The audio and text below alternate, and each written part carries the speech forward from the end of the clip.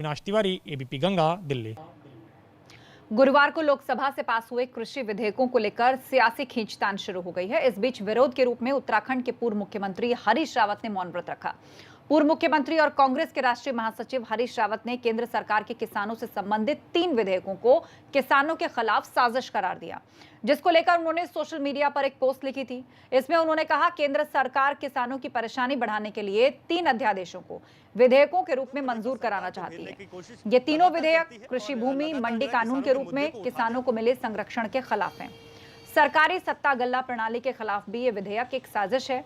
उन्होंने आरोप लगाया कि अमेरिका की तर्ज पर कॉन्ट्रैक्ट फार्मिंग के नाम पर किसानों की जमीन पर पूंजीपतियों का कब्जा हो जाएगा और इसे सहन नहीं किया जाएगा।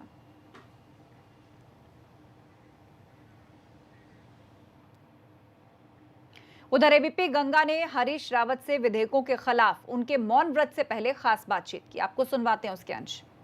अभी आप मौन व्रत करने जा रहे हैं। आज की जो मुख्य मांग है सर, वो क्या है? आप देखिए, हमारी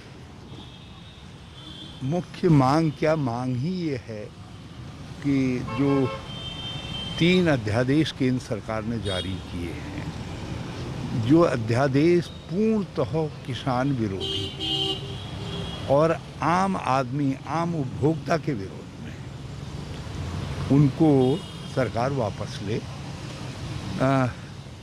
इन अध्यादेशों का परिणाम यह हो रहा है, किसानों ने वर्षों के संघर्ष के बाद मिनिमम सपोर्ट प्राइस, न्यूनतम समर्थन मूल्य का अधिकार प्राप्त किया। जैसे ही वो अधिकार हट जाएगा, ख़त्म होगा, तो उसका प्रभाव ये रहेगा कि किसान जो है केवल मार्केट फोर्सेस के हाथ में आ जाएगा। सरकार का जो संरक्षण अभी तक किसान को और किसान की फसल को न्यूनतम मूल्य को लेकर के प्राप्त है, वो समाप्त करना चाहते हैं ताकि मार्केट फोर्सेस हावी हो जाए। दूसरी बात ये है कि मंडी आदि सिस्टम को समाप्त करने का मतलब ये है कि बिचौलिए जो बड़े बड़े खरीदार हैं, वो लोग जो है जितनी होर्डिंग करना चाहें उतनी होर्डिंग कर रहे हैं।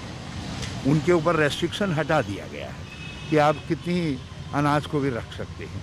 तो इससे ये होगा, जो सस्ते गल्ले की प्रणाली थी, जो प्रणाली दुनिया की सबसे मजबूत प्रणाली थी, जिस प्रणाली ने आपको, हमको, सबको जमाखोरों के विरुद्ध अन्न सुरक्षा प्रदान करने का काम किया, वो प्रणाली समाप्त हो जाएगी। सस्ते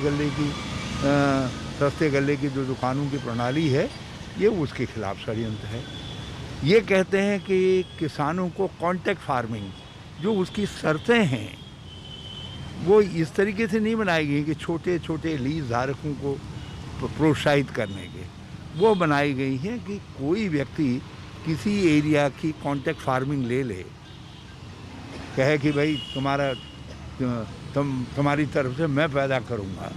तो ऐसा ही ब्रिटिश कंपनी ने भी किया था। गुरुवार को लोकसभा से पास हुए कृषि विधेयकों का विरोध शुरू हो चुका है। यहां तक कि सरकार की केंद्रीय मंत्री हरसिमरत कौर ने इस्तीफा दे दिया है। विधेयक को लेकर केंद्रीय कृषि मंत्री नरेंद्र सिंह तोमर से एबीपी ने खास बातचीत की। किसी को कोई आशंका नहीं होनी चाहिए। राज्य का जो एपीएमसी एक्ट है, उसको यह विधेयक बिल्कुल भी अतिक्रमित नहीं करता है। राज्य में एपीएमसी एक्ट रह सकता है, राज्य में मंडियां रह सकती हैं। लेकिन पार्टियां कह रही हैं, जैसे हरसिमरत कौर बादल ने भी जो पत्र लिखा, उसमें उन्होंने साफ लिखा साहब कि पहले तो मंडियां चलेंगी, लेकिन बाद में धीरे धीरे वो उसका कॉर्पोरेट करण होना शुरू हो जाएगा और जो प्राइवेट पार्टियां हैं, प्राइवेट जो मठाधीश हैं, उनके कब्जे में मंडियां चली जाएंगी, उनके हिसाब से मंडियां चलेंगी। किसानों का उसमें सीधा लाभ होगा, क्योंकि मंडियां समाप्त हो जाएगी तो उन्हीं की चलेगी। फिर आज मंडियों में 50 आड़तिए खरीद करते हैं। नया विधेयक उस पूरे क्षेत्र में 50 की जगह 500 लोगों को प्रतिस्पर्धा का अवसर देगा, क्योंकि मंडी के बाहर भी ट्रेड होगी, सैकड़ों लोग आ जाएंगे, प्रतिस्पर्धा बढ़ेगी तो किसान को उसके उत्पादन का उचित मूल्य मिलेगा। दूसरा, मंडियों को भी प्रतिस्पर्धी बनना चाहिए ना। आज किसी भी चीज़ को समृद्ध करना है तो सरकार अपने हाथ में पकड़े क्यों बैठी हुई है? आज देश की आज़ादी को 70 साल व्यतीत हो गए। किसानों पर भरोसा करना चाहिए, बाकी लोगों पर भरोसा करना चाहिए। वैश्विक दौड़ में हमको दौड़ना है, कृषि की ग्रोथ को हमें बढ़ाना है, तो रिफॉर्म करने पड़ेंगे। और ये रिफॉर्म करने का साहस मोदी जी कर पाए, मैं उसके लिए उनका निश्चित रूप से अभिनंदन करता हूँ। इस प्रकार के रिफॉर्म हों, ये तो कांग्रेस की सरकार भी अपने मैनिफेस्टो में कहती रही है। तो कांग्रेस के लोगों को अपने मैनिफेस्टो के प्रति प्रतिबद्ध होना चाहिए अगर वो जनता के प्रति ठीक बोल रहे हैं।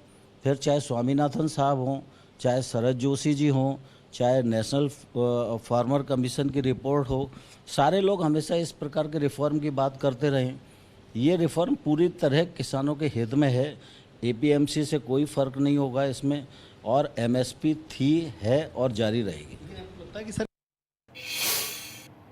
रुक एक ब्रेक के